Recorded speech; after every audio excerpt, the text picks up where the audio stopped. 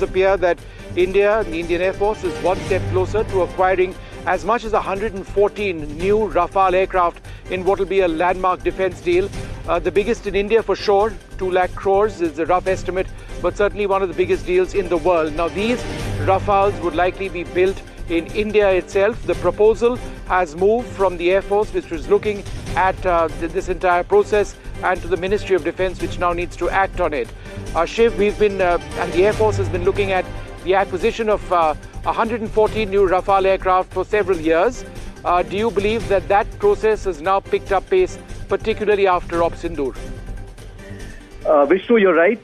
This has been a requirement for over a decade now, if not more.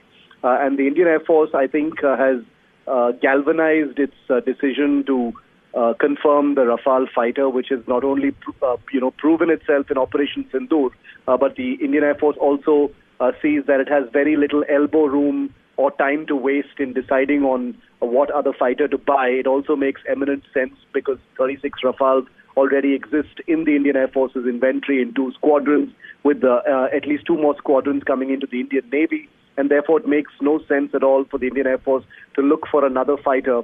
So the 114 fighters, a statement of case has been moved to the Ministry of Defense. It's going to be interesting to see how this pans out, Vishnu, because 114 is a large number.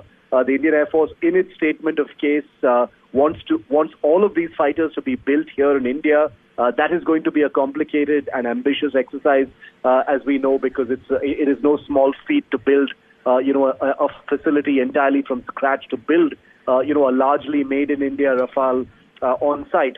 But this could be seen as the first step towards that.